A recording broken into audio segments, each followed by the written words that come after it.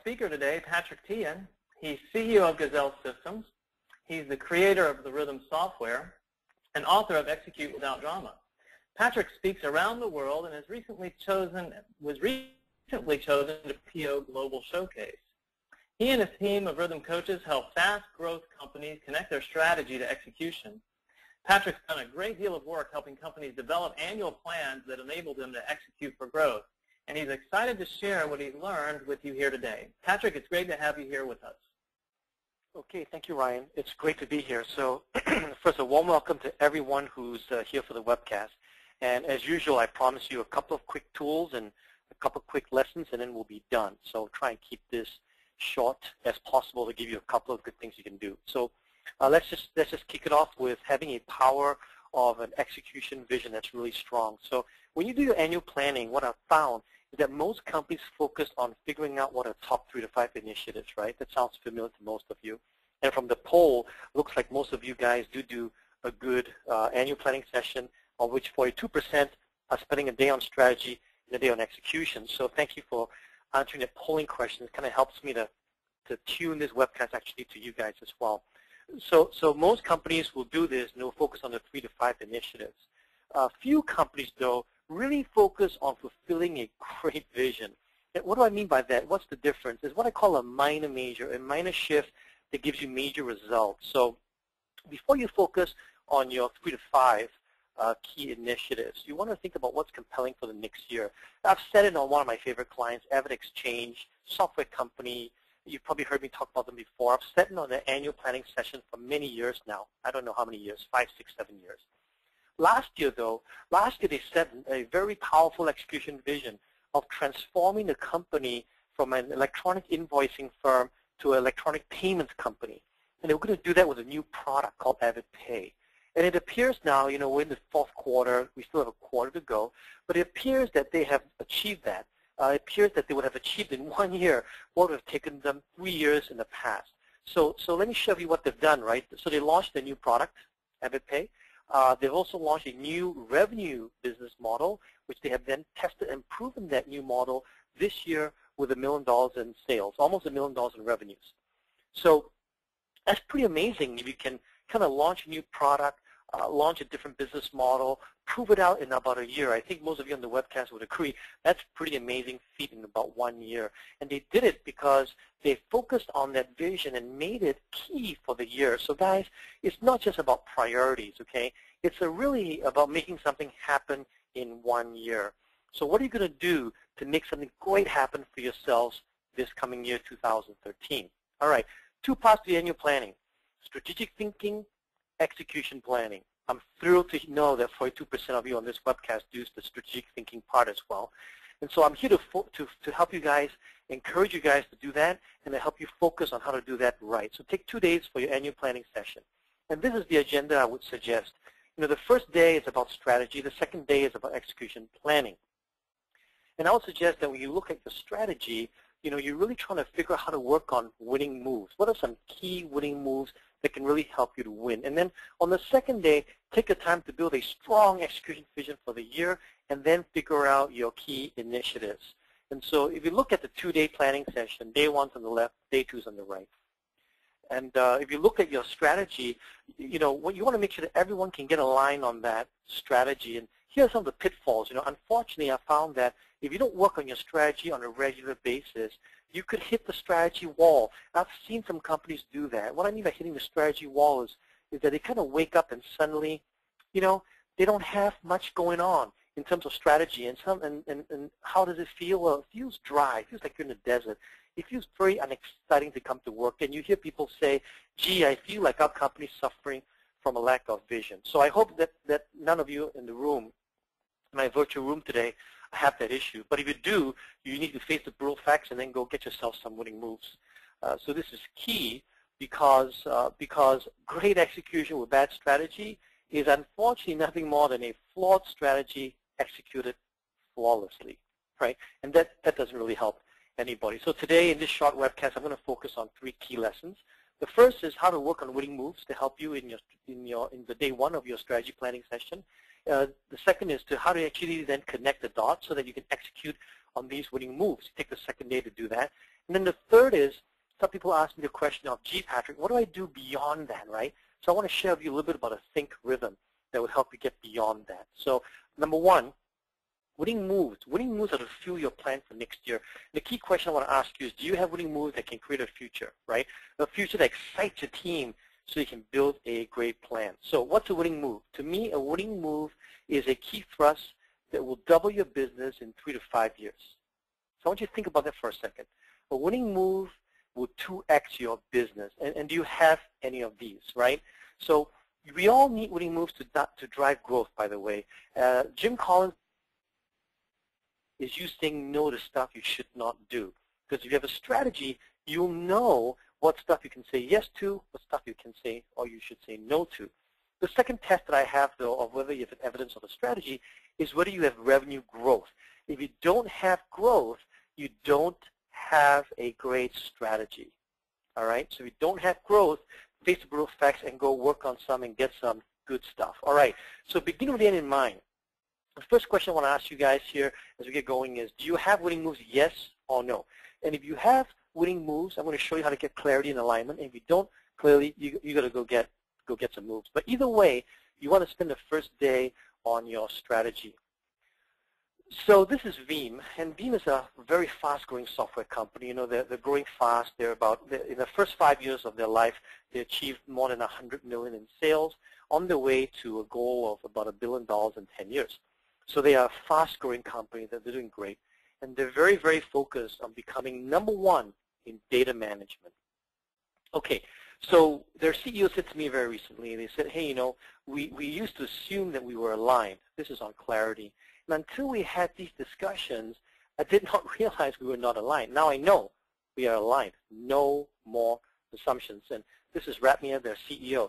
And what he shared with us is the following, that even though they knew their winning moves, it was really key and important to get together, put the winning moves on the board, and discuss the importance, which one's more important, what's the impact, what will they actually affect, what will they actually do this coming year to focus on their winning moves. And then what about some of the other priorities that they thought they had?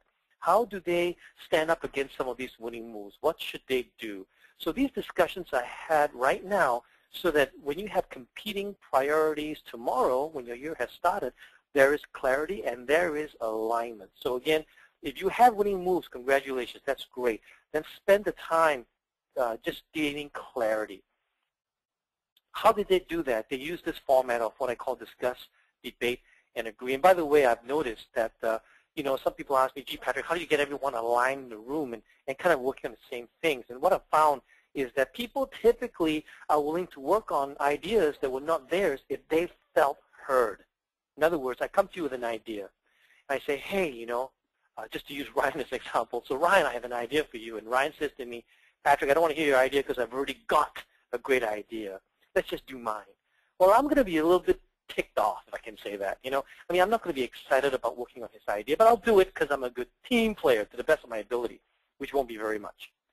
Instead, if Ryan says to me, okay, Patrick, I've got an idea, but let me hear yours, and I share with him my idea. He asks me 3 questions. I answer them. At the end of the session, he says, Patrick, I heard your idea. I want to share with you, though, that there are 3 reasons why we're going to do this one instead.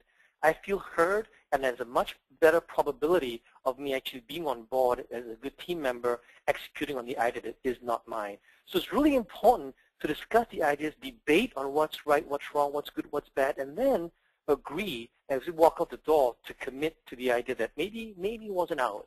And so this 7-step process is what I've used for our clients, and Veeam uses a 7-step process to help them figure out how to get alignment and clarity. What about the second question? If you don't have winning moves, they need to get some. Okay, you need to get some. You need to go ignite your team just like Avid Exchange had it. So you want to get your team together in that first day. You want to brainstorm. You want to get a couple of winning moves. You need to fire this up so you have it in your annual plan. So I would suggest a couple of things. You know, this is a new book by a buddy of mine, Kayan Krippendorf, Outthink the Competition. It's a great book. Kayan's work is based on the concept of 36 key stratagems and based on the whole concept of patterns. That if you understood a pattern, you will then use that pattern to go brainstorm ideas for yourself. And so great strategists just have more patterns. And experience, of course, gives you patterns. So if you have trouble brainstorming, I think you should go out and consider reading this book to help you. But let me give you a couple of patterns. Let me just give you 3 patterns. These are 3 patterns I've found that have really helped my clients figure out some things for themselves. The first one, what's your competition not willing to do that customers need? And by the way, you're probably not willing to do it either. You know, like my mom used to tell me, Patrick, if it was easy to do, they wouldn't need you. So what's the competition not willing to do that customers need, that potentially you probably wouldn't even willing to do as well? What do your customers hate that you can solve? And finally, is there an asset that I actually have, that I own, that I can actually use to create something strategic? So let me give an example, right? Hostopia, now one of our clients, they're an internet company that helps companies increase sales using the internet. And they wholesale websites, emails, all that wonderful stuff to telecoms. And so what Colin, the CEO, and the team did was they looked at this. They took the first couple of patterns, so, you know, what's your competition not willing to do, and also what your customers hate. And they said, you know, Patrick, our customers really hate it when we migrate websites for them and the websites fail. Because whenever a website fails, remember they're wholesaling telecoms, so the customer is really, in many ways, the telecoms company. And so when they migrate websites in mass, if a website fails, the telecom actually loses revenue. And so they said, okay, you know, one of the winning moves I think we'll have is we're going to guarantee that whenever we move these sites, 100% of these sites will be migrated successfully, or we'll give you $300 for every site that failed. So this has never been done before in the industry. This is something that the customers hate, you know, failing websites, and something that the competition is just unwilling to do. So the result is that this has helped them win a couple of huge deals. In fact, one of the big deals that they won, Colin said to me that it was because of this guarantee that that basically the potential client asked his competition if they would match the guarantee, which the competition said that Hostopia was insane. And so this is a good example where he used these patterns. And so, yes, you know, you need more patterns. Go read Kai Han's book and get yourself more patterns. But here's just a couple of patterns that you can use to generate your brainstorming, right? Let me give you one more example of a winning move, and this is Apple's, right? This is Apple's famous winning move, is the Apple Store. But I don't know how many of you actually know some of this data. The Apple Store is 11 years old, and when Steve Jobs first introduced the idea, people thought it was crazy. They said, that's insane. Go check out Gateway, you know, just see how well their stores are working. Of course, some of you in the room today may not even remember Gateway. That would kind of show you how young you are, right? So they said, go check out Gateway. They don't exist anymore, by the way. And then when he showed them what Apple Store really looked like, now they knew he was crazy because they said it's too few products. You know, your products per square foot is terrible, terrible, terrible. Well, today, guess what? 11 years later, this is a key winning move. It has increased by 15.3% in visits per year to every store, without increasing the square footage of the store, by the way. They have enlarged their Genius bars, and the Genius bars now get about 50,000 visitors a day. By the way, this slide was put together in late August. So from October of last year to late August of this year, they had 300 million visitors in such a short time. It's amazing. This, by the way, is the Apple Store that's in Shanghai before it opened. And this is the Apple Store, same store in Shanghai after it opened with the line. So for those of us in the U.S. who think that we have a long line, we don't. Check out that line. So how good is this Apple Store, right? How big of a winning move is it? Well, it's a huge winning move. It's a crushing move. So here's a slide that shows you the top 20 retailers per square foot, revenue per square foot. And as you can see, Apple is not just a great technology firm, but they're the #1 retailer in the world as well. So #1 retailer is Apple, and they're almost twice, actually they're more than twice as much revenue per square foot as Tiffany, which is #2. But get this right, I mean, this is the top 20.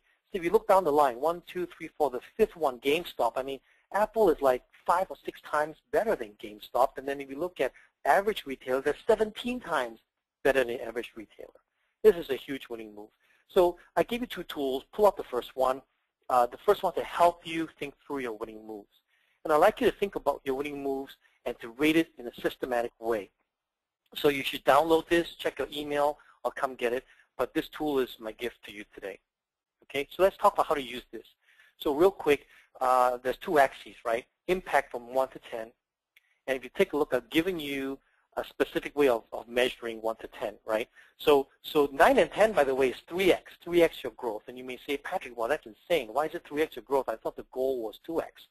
Yes, but if you guys know me well, I always operate in the green is your goal, super green is your stretch goal, and red is unacceptable. So the goal, and by the way, these winning moves are over 3 years. So we're saying that it takes you time to create this, but over 3 years, we want you to have something that will double your business. So super green would be something that triples your business, okay? I know it sounds weird, but 50% growth to me is below the line because the goal was to have 2x. So less than 50% growth, potential 50% growth is below the line, and less than 50% growth is really bad, really bad. Okay, the second axis on horizontal is it easy or is it hard? We give you a much higher score for being easy, a much lower score for being hard, because the goal is to do stuff that's easy. I mean, I don't know. Anyone in the room disagrees with me? Anyone in the room would rather say, gee, Patrick, I'd rather give you something to do that's difficult and complex and challenging? I don't know about you, but I'd rather have something easy to do that gets me lots of revenue. So easy is a very high score. Difficult is a low score. So here's how we look at what's easy, what's difficult. 9 and 10 will be synergistic, right? In other words, not only can I do this, but man, I already have 2 things working that if I did this, it's like 1 + 1 = 3. So it's already in line with things that I actually do. Okay, 6, 7, 8, somehow I can use my existing resources to certain levels of easiness or difficulty. I don't have to go hire new people. I don't have to buy new machines. I've got most of what I need, but it takes work. 4 and 5 would be, I need new resources, okay? Whether it's computers or equipment or human beings, I need some new resources. And 1, 2, and 3 will be really difficult or expensive, where it's either expensive or, wow, I really need some rare skills that I don't even have. So if you take your ideas and you rank it on impact and easy or difficult, then you plot it on this graph, you see whether you have winning moves or losing moves. So let me just take you through the 4 quadrants, yeah? The first one's pretty easy. It's high impact and it's easy, right? So very high impact and it's easy to do. These are your must-dos. It's clear you got to do them. The second chart shows you, or the second square, I'm sorry, on the left, the yellow one shows you high impact and difficult. I call these might do, and the 2 things you may want to consider. First, is there a way to make it easier to do, right? If it's high impact and hard and difficult, is there a way for us to brainstorm and make that a little bit easier to do, okay? Secondly, though, just because it's hard to do, don't throw it out. I mean, sometimes hard to do things create wonderful barriers to entry. So you think about your castle, and, you know, the strategist says, build a deeper moat around your castle. And sometimes these difficult, high-impact moves are building this great moat around your castle. This is the Apple Store, by the way. Apple Store is very expensive and only got even more expensive. I mean, today Apple actually takes historic sites, refurbishes them, and puts Apple stores in them. I mean, now they've gone from expensive to really expensive, cultural icons, really, really hard to replicate, and so they've dug a huge, deep moat around their castle. So don't write off might do moves, because they might actually help you create a wonderful barrier to entry. And then we move to the losing moves. The losing moves are potentially less than 50% growth. And again, some of you in the room might go, Patrick, you're insane. I'll love an idea that gives me 50% growth. And I'll challenge you to say, it's good, it's not good enough. Okay? I want you guys to push harder, think harder, work harder to come up with those things that will help you double your business. And by the way, I just want to remind you, this is not in 1 year. This is double your business in 3 years. Okay? So I'm saying that if you have a move that will give you 50% growth in 3 years, I don't think it's a very good move. And then in this quadrant, very expensive, needs more resources that I don't particularly have. Finally, I hate this quadrant, right? Bottom right, which is, I call it cheap losing moves. And then the reason why I hate this quadrant is because this quadrant fools you. I've seen many companies say to me, yeah, we're doing this particular strategy. Why? Well, it doesn't give us a lot, but you know, it's really easy for us to do, and it's cheap. Dude, just because it's cheap and easy does not mean you should do it. Okay, just because you can does not mean it should. So I think of this as the cheap losing move quadrant that cheats me, sucks my energy, fools me into continuing. Why? Why? Because it's cheap and it's easy. We can do it, so we can keep doing it. Well, guess what? What's not free is this thing called energy. What's not free is time that God has given you, the same amount of time God has given me. And you lose a week, you've lost a week. You've lost a year, you've lost a year. So you need to think about the opportunity cost. If you're working on a cheap losing move, there is opportunity cost.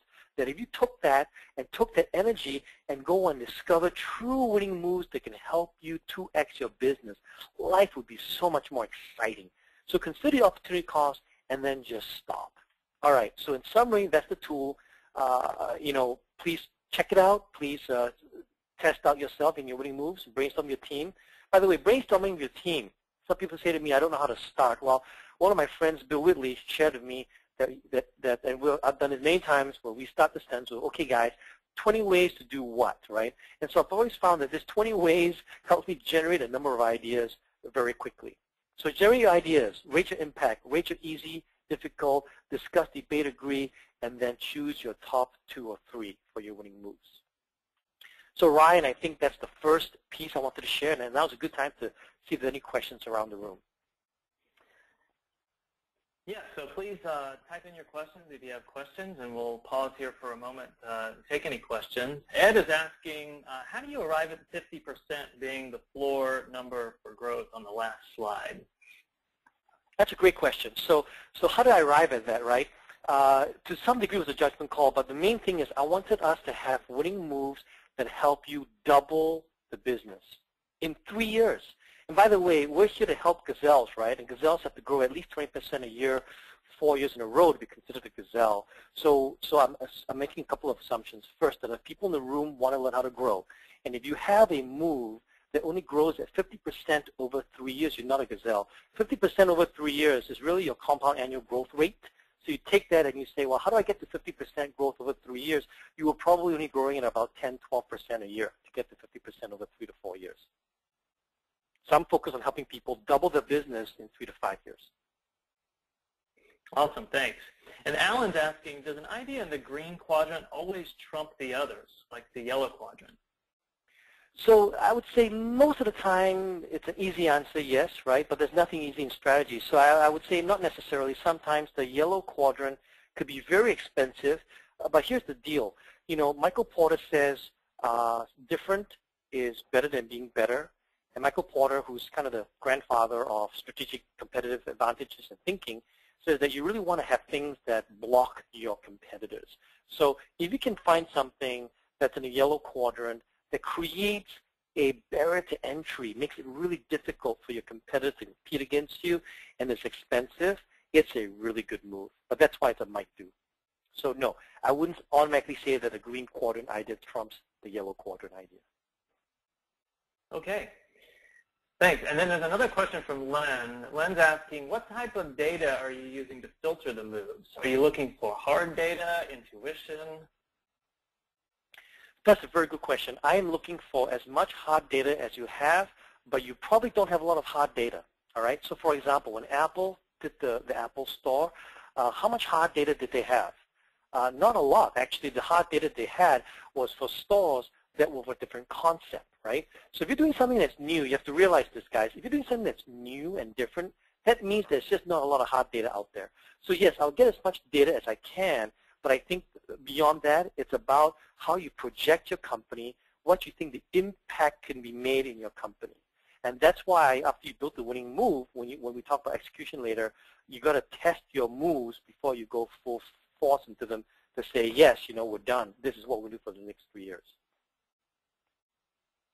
Yeah, and I've got a lot of questions, but one more. Jamie's asking, what prep work should my team do before annual planning to work on winning moves?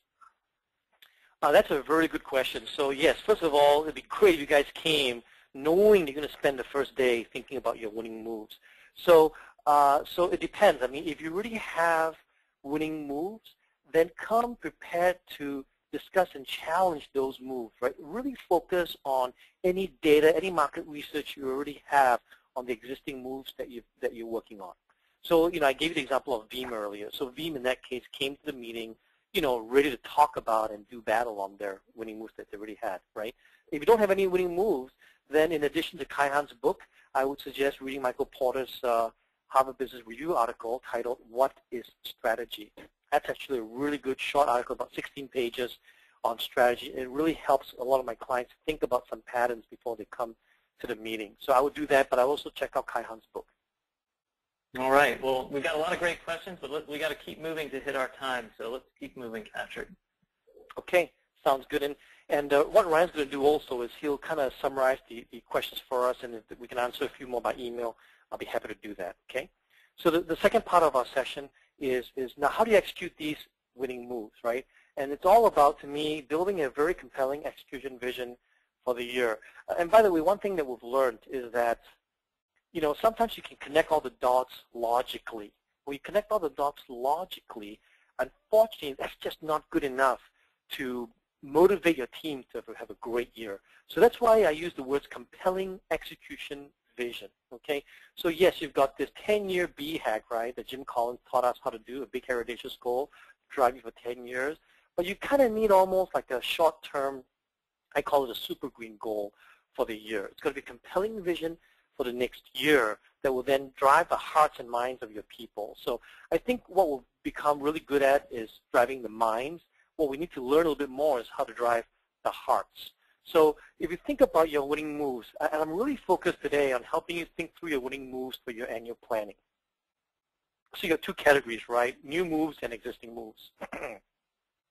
So if you have new moves, the question that you may want to ask yourself is first of all, you know, what do we think these new moves are really worth, right? So you do the impact and easy thing. And then you ask yourself, well, for the ones that we like, right, for the ones that turned out, well, how do we get started, right? What are the first 3 key steps we can take?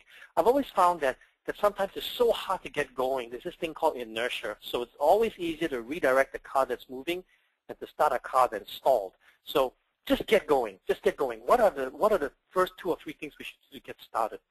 And this next one's very important. Who can actually help us? So Vern taught me this, and I thought it was really good, that lesson I learned from Vern, which is oftentimes before I start off on a new idea, I always want to know, who do I know that can actually help me, right? Who's been there before? Who's seen that movie, done that before? And I like to kind of learn from that person, and that person can usually accelerate us.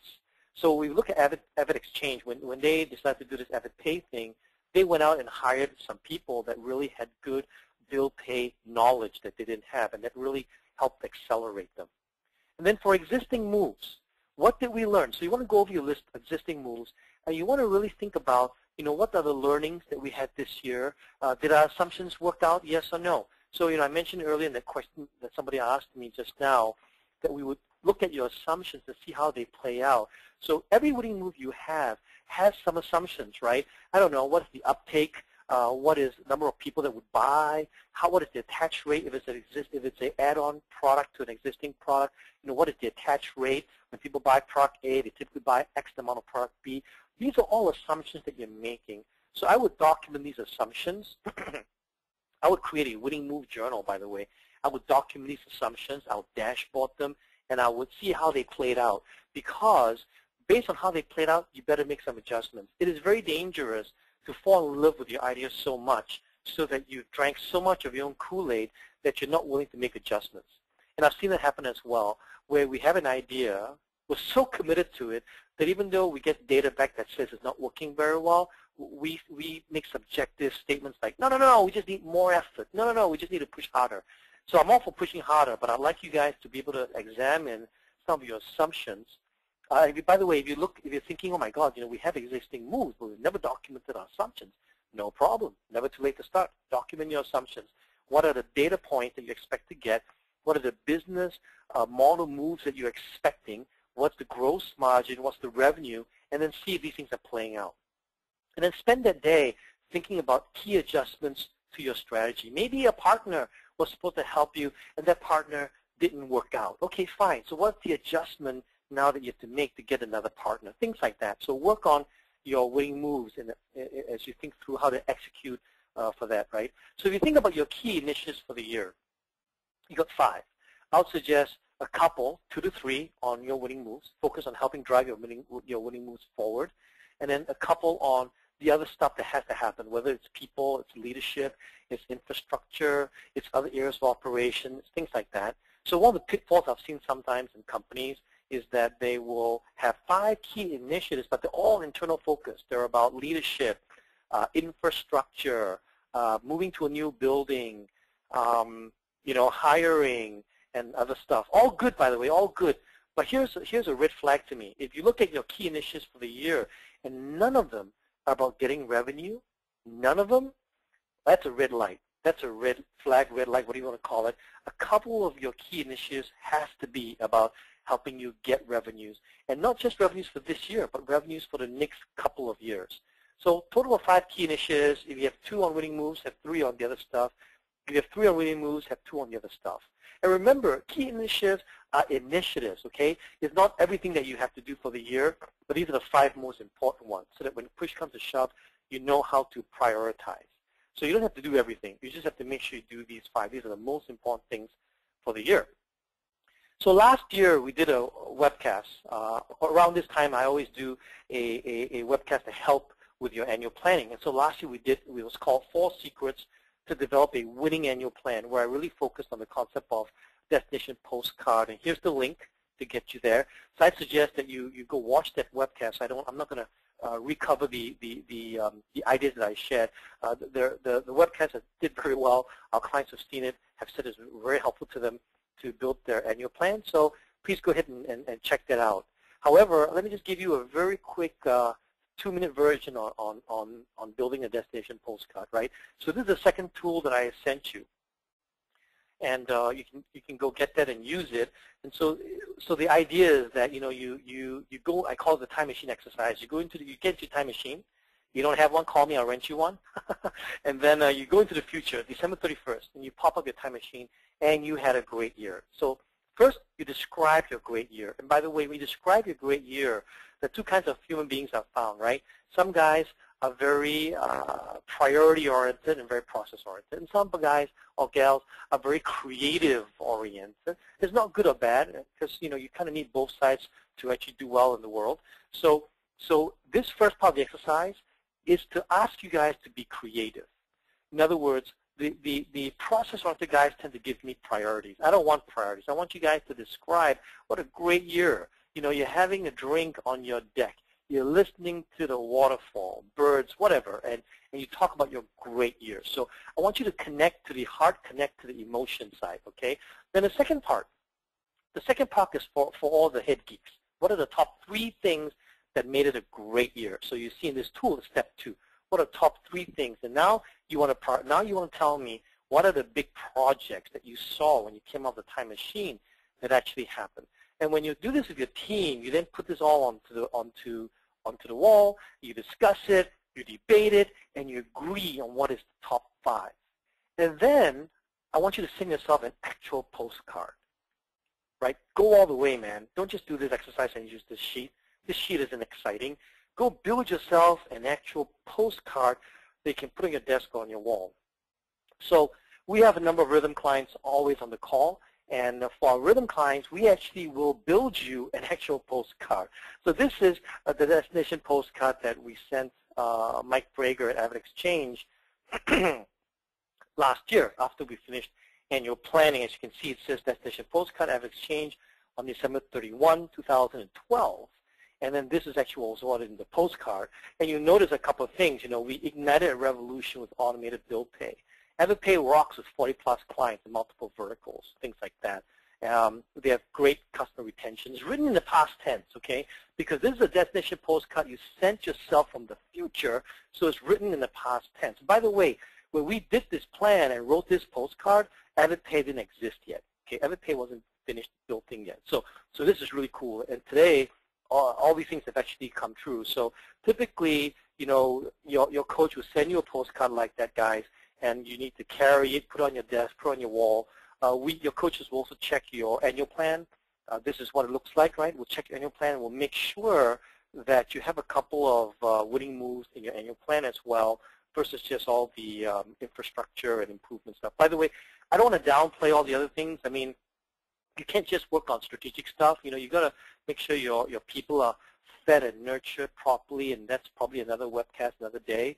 So that's why I pointed out of your 5 key initiatives, have a couple on winning moves, and then have a couple on the things that have to get done, from people development, operation, infrastructure, all the other things.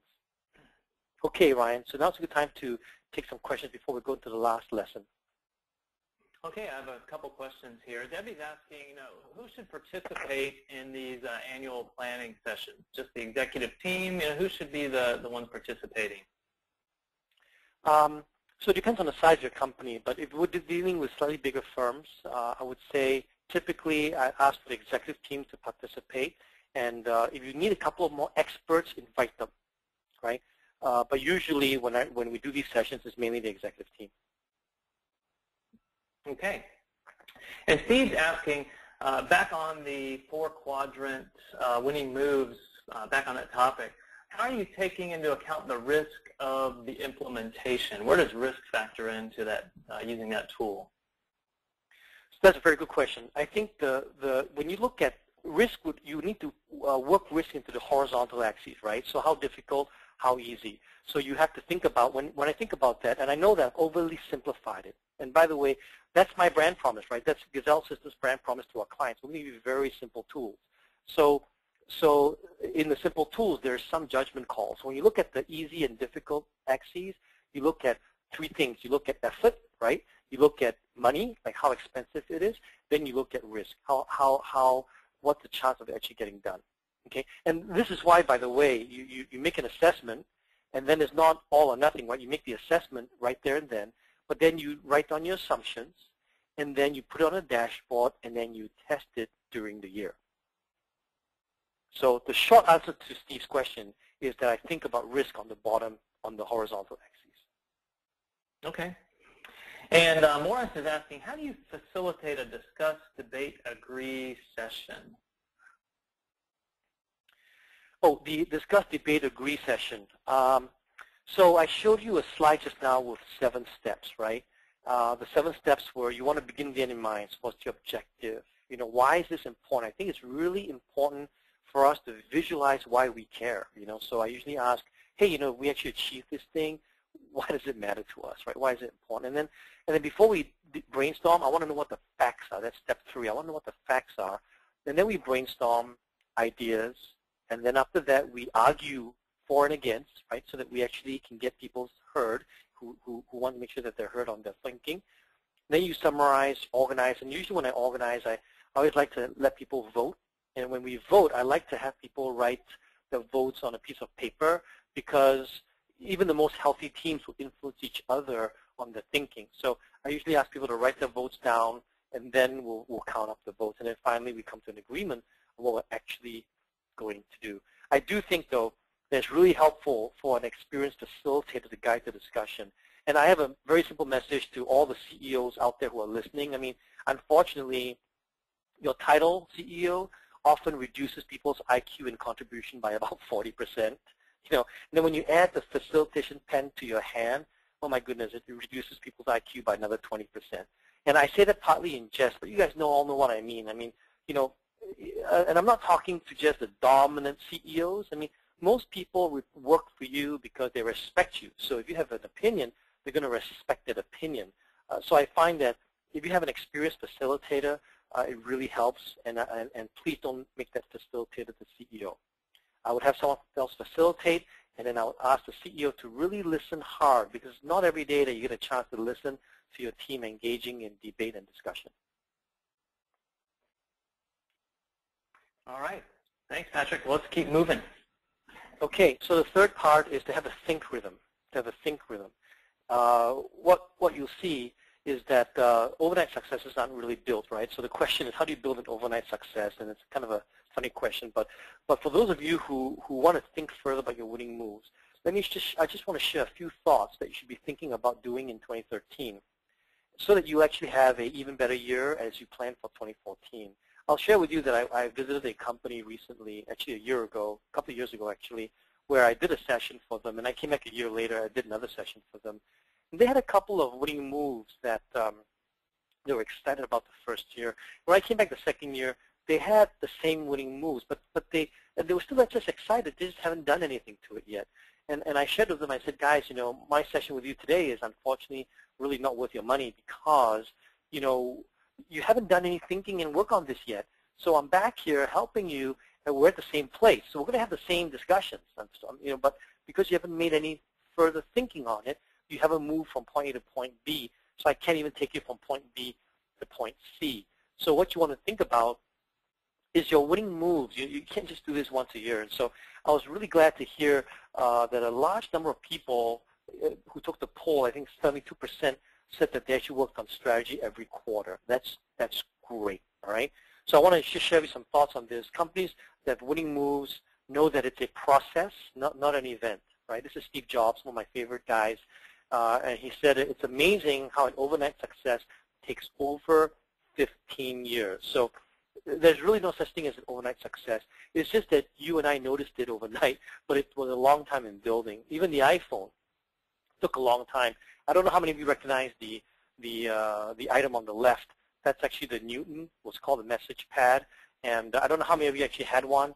My wife hates the fact that I actually had two. So I had a Newton as well. And a lot of people don't know this, but if you read the biography of Steve Jobs, he talks about how the various pieces of the iPhone and iPad came out of the Newton technology when it was sunset. So even your iPhone and your iPad and your iPod and all that stuff took a long time to create, even longer than you realize. Okay, so have some patience when you work on your winning moves. But more importantly, I really think you should work on it weekly. So for those of you who are working on strategy quarterly, I congratulate you. Then allow me to encourage you to consider working on it weekly. One of my favorite clients, Dutch Valley Food Distributors, they are a phenomenal company. They distribute bulk foods, and so what we did when we were working with them was try and get them to start a weekly rhythm to think on their business. I call this a think rhythm, and they had difficulty. They said, how do we do this? We have so much to do already, and so made a very simple suggestion that, hey, why don't you just meet once a week for lunch? Meet once a week for lunch, pick a topic for the quarter, and just discuss it over the weeks for the quarter. 13 weeks a quarter, you have 13 mini discussions. Make it low stress, 1 hour, have lunch, and have a discussion. So by doing this, by just having a strategy lunch, low key, they at least begin to move the strategies forward a little at a time. So I've recommended this to a number of our clients, and a number of them have actually done it. What I can see at Dutch Valley is that by having weekly discussions, you will see things. And the next step I'm going to help them do is maybe put that on a dashboard so they can actually have a little bit more structured discussion. But hey, the fact that they're having a weekly discussion every week, that's totally awesome. So for those that do quarterly planning and therefore quarterly strategic discussions, I pick a topic or two out of the quarter and then make that a weekly discussion point. Just have lunch, make it informal, have lunch, and go work on it together as a team. And so here's the think rhythm that I suggest you guys have. Yearly, you have a 2-day session. Take 1 day, make it about strategy. Quarterly, for you guys who are doing it 72% of the room, awesome. Make it a 2-day quarterly planning session. Take 1 day, go work on strategy as well, and consider taking and moving one winning move forward at a time. You can't work on everything all at the same time. You get exhausted. So focus, right? Pick one winning move and move it forward every quarter. And then weekly, 1 to 2 hours. For those of you who want to be more ambitious, 2 hours. For those of you who want to be less ambitious, 1 hour. Like I said, low key, low stress, over lunch, discuss, and adjust.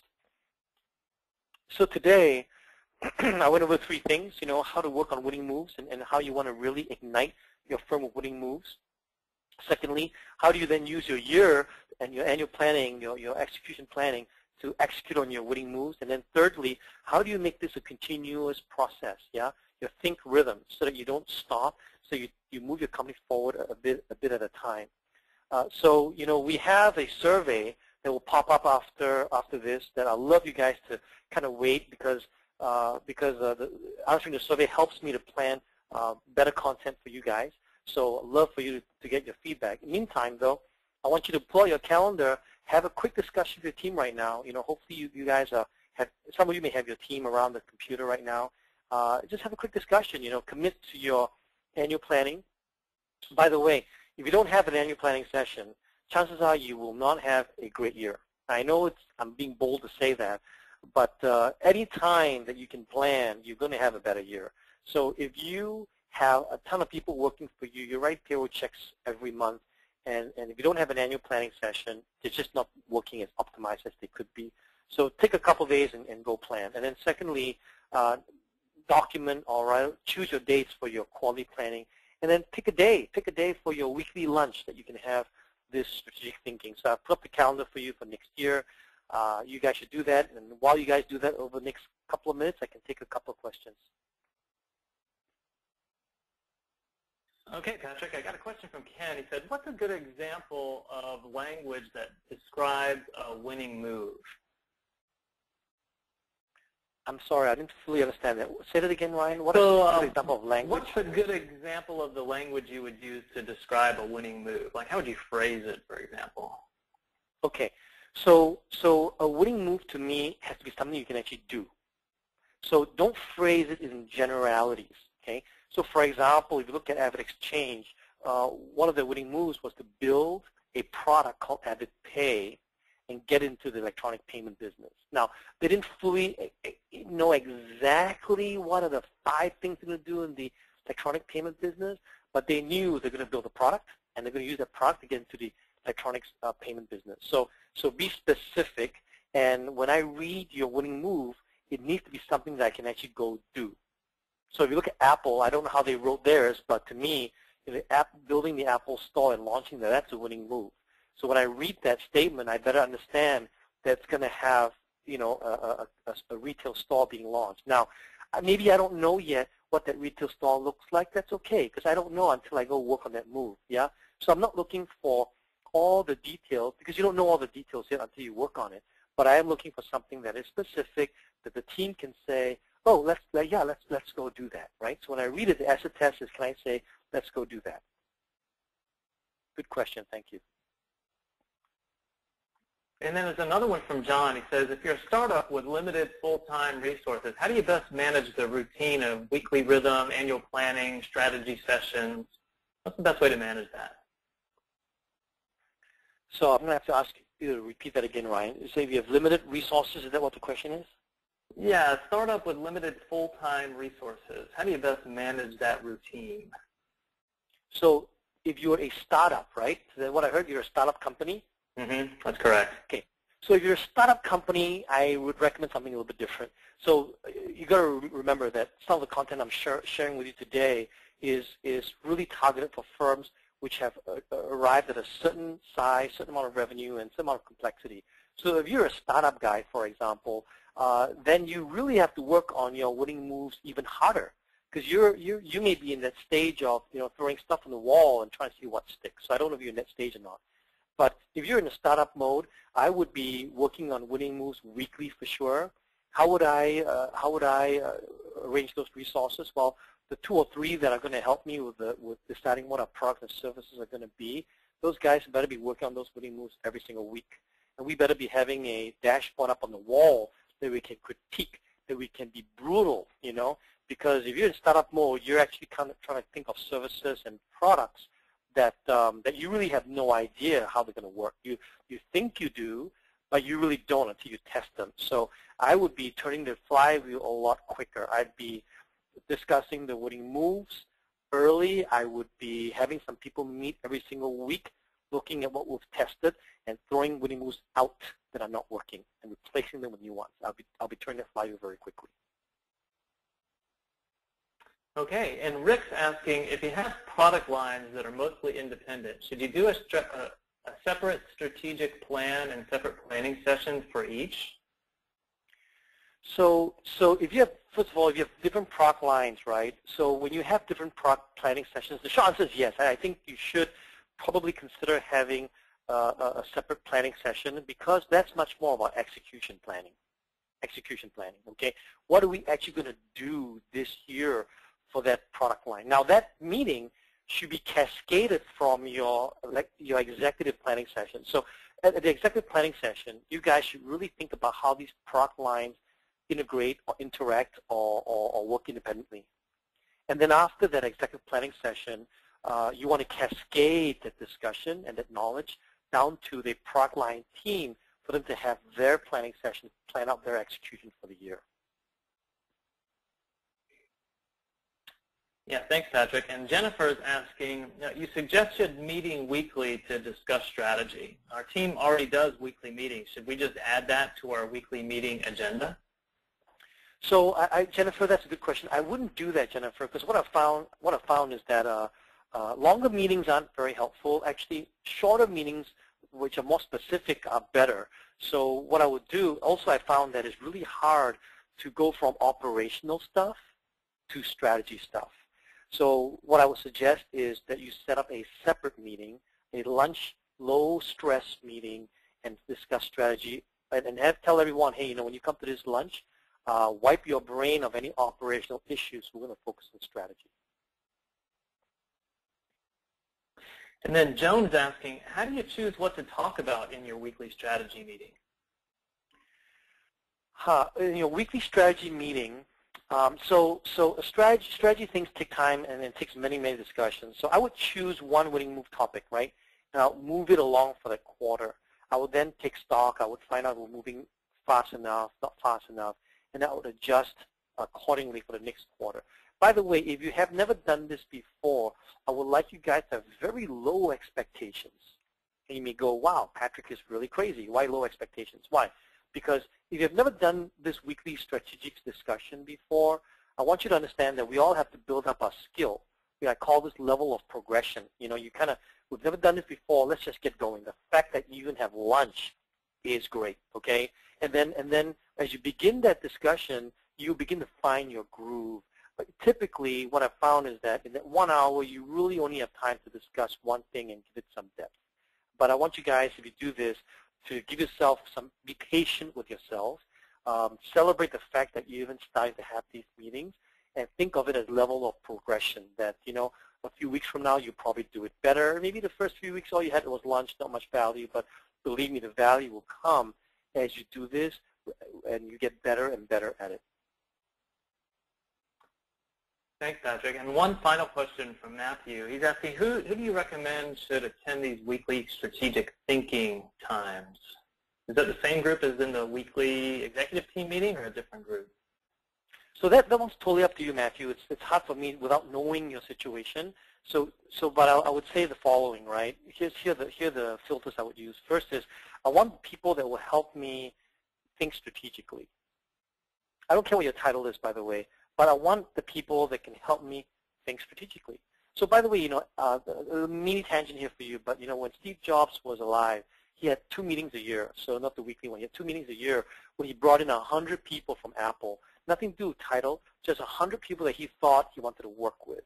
So on a much, much, much smaller scale, I take the same approach. We're going to have a strategy session. There's no titles here, you know, but I want a few guys and gals that would help me with strategic thinking, challenge my thinking, new ideas. Those are guys and gals I want to bring to lunch. Don't worry about the titles. All right. Well, thank you so much, Patrick, for your insights and for the use of these tools. Hey, thank you very much for attending the webcast. Don't forget to check out the one from last year as well, and have a fantastic weekend, and a fantastic planning session for next year. Thank you. Yes, thank you so much. And this concludes our webcast for the day. Please help us by taking a minute to give us some feedback on the webcast after it completes. You'll see a screen pop up with a survey after the webcast when the webcast is closed. I hope you found the tools and insights that Patrick provided helpful, and feel free to join his blog at www.gazellesystems.com. The webcast was recorded. You'll receive a link to the recording as soon as it is available. Thanks again, Patrick, and thanks to the rest of you. Have a wonderful day. Bye-bye.